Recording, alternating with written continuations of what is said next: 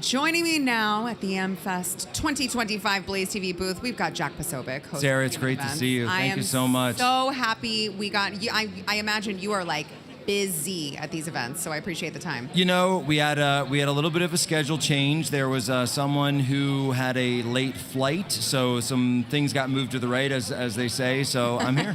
I'm here.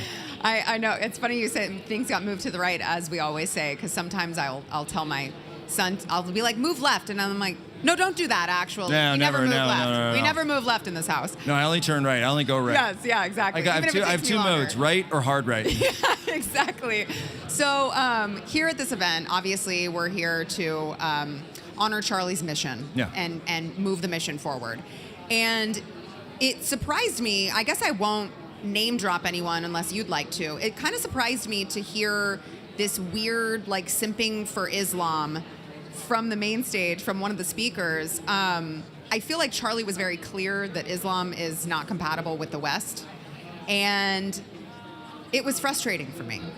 Yeah, look, and Charlie was getting to a point where I think, like, Charlie was against simping in general. He knows that I'm against simping. I mean, simping ain't easy, as they say. But I would say that includes simping for any foreign country or any foreign group or any foreign, we're going to do this. No, it's America first. Yeah. It's literally America first. And whether that's, that's this group or that group or another group, any policy that America should have going forward should be a policy that says what is the best way forward in the best interest of the American people right here, right now, as we have been historically constituted. And it's so simple. It's literally that simple. And so it's like there's people who want to say, oh, what about this or what about that? And like and there are people I think who they like the division. They want to, play into it, play into the soap opera, theatrics, Jerry Springer-ness of it all. Yeah. And people come to me and they're all like, which side do you want, Poso? Like, which side? Are you Team Candace? Are you Team Erica? Are you Team Tucker? Are you Team Ben? Are you Team,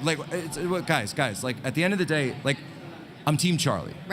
Right, I'm just Team Charlie. I'm Team Amfest. I'm Team tpusa, Team America. I'm not trying to play those games. Like, well, do you agree with this person? I don't own anyone else's words. Yeah. Right? Yeah. They do. Yeah. I own my words. Right. So if you want to ask me to, respond to something, ask me about something I've said. Yeah. And if you want to do that, because I don't want to play those games. I don't want to play those games. And like that ultimately, I think, and the people who push that, they cause more division, and while we're divided, the actual enemy, the radical Marxists in this country, and yes, the radical jihadists that we do see in many of these places are coming up. They're becoming much more violent. They're becoming much more threatening. And unfortunately, more and more people are going to get killed if we don't actually directly intervene and do something about these networks. Yeah, you're absolutely right. And I get increasingly frustrated as we move into the midterms, because I want to make sure that people remember, like, the goal. This is the goal. This is the mission.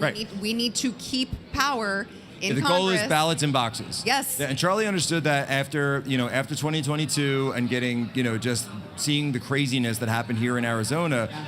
I remember sitting with him that night, election night. We're doing a live stream, and he goes, "We got to do ballots."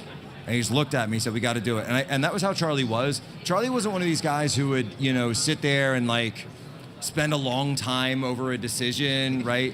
He would just go in a blink of an eye and a snap of an instant and say, "This is what we're going to do now. This is the way we're going to do ballots." And then 2 years later, right, he learned how to do ballot chasing, ballot harvesting, and understood that the Democrats, through COVID, changed the entire system of the way we hold elections in this country, away from the great election day that I used to have when I was a kid, when I would go with my dad, and like you would know. By the way, the original election integrity used to be that we lived in these things called communities. And in the community, when you saw the poll watcher, they knew who you were. Right. And they would say, "Oh yeah, there's John and his son Jack. He's going to cast his ballot before he drops his son off at school. Is your mom coming after work?" Like that kind of thing. That was the original voter integrity. But they destroyed election day so they could get us to the system that we're in. But long story short, Charlie was totally committed to victory, and that obviously meant victory at the ballot box. Yeah. So what do you think that the midterms is going to look like? Speaking of victory at the ballot box. Look, we're up against a lot of headwinds. Yeah. We're up against a lot of headwinds in 2026. And to put my analyst hat on, if I were to sit here and say that everything's hunky-dory and that we're wading into safe waters, I wouldn't be a good sailor if I did that. I was in the Navy. And so, look, you got to tell the captain that the ship is headed towards some rocky waters, and that's just the truth of the matter. Right.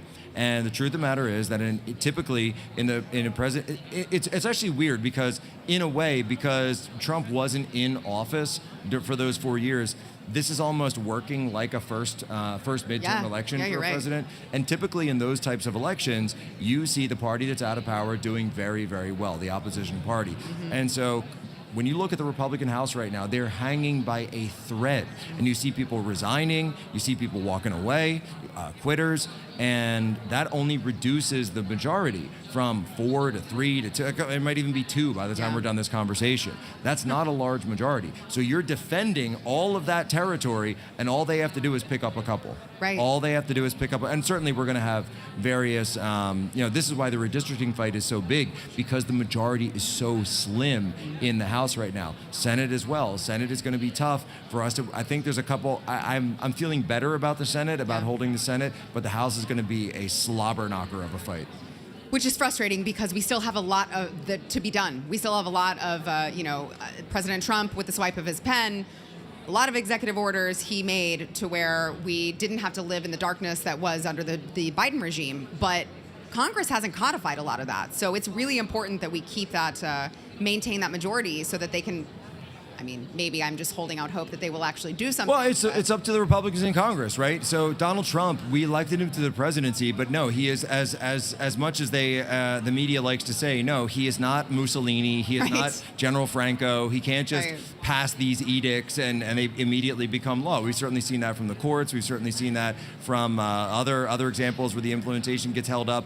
And so that's why you need the Republicans in Congress to step up. And I hear it all the time. People seem so frustrated with the administration. They say we should do more here, should do more there. And sure, of course, absolutely. But I don't hear that same level of frustration for Republicans in Congress. You have a majority right now, Republicans, and it is incumbent upon you to use it while you have it. Yes, exactly. Use it or lose it. Exactly right.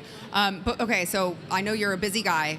Before I have to let you go, I do want to ask you, being that you did mention you were in the Navy, what's your opinion on all of these Venezuelan drug boats being blown up by the War Department? I'll say something that people may not like this. All right, I don't like them. I don't like the drug boat strikes. No, I don't like them. Why? Because I can't get enough of them.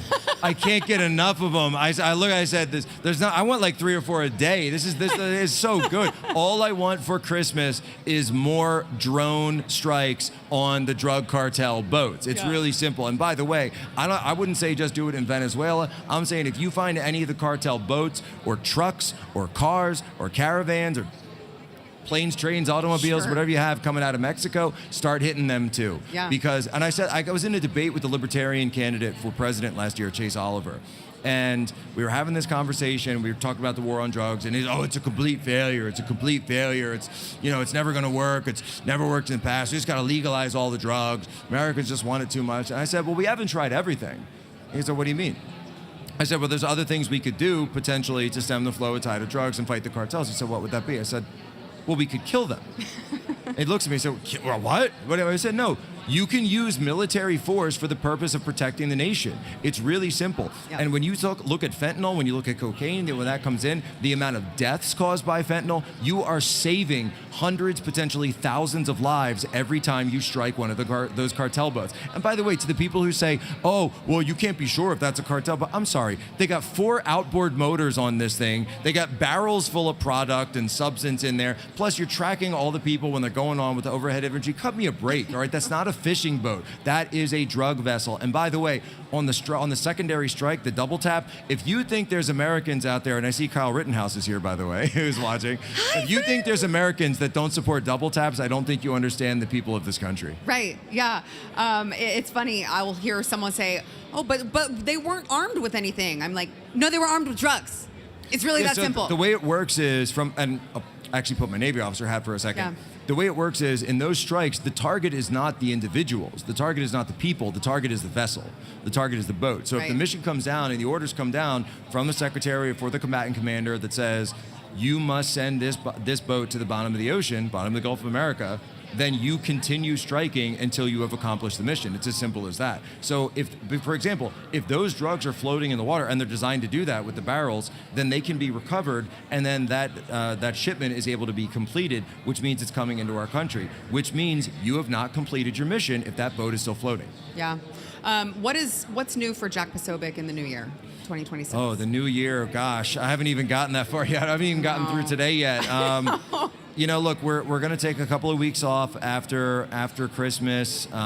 You know, take the Christmas break. Yeah. And we got family, but at the same time, I'm doing everything I can to step up around Turning Point and step up here and do more. We're going to be getting into the swing states. We're going to be expanding operations. Obviously, being from Pennsylvania, Pennsylvania is a key state, the Keystone State. I'm going to be doing as much as I can to focus on that state as well as others, and actually build out permanent infrastructure in a number of these key states. Well, it is so needed and so necessary, and we appreciate all of your great work. Jack We Posobiec. appreciate you, Sarah.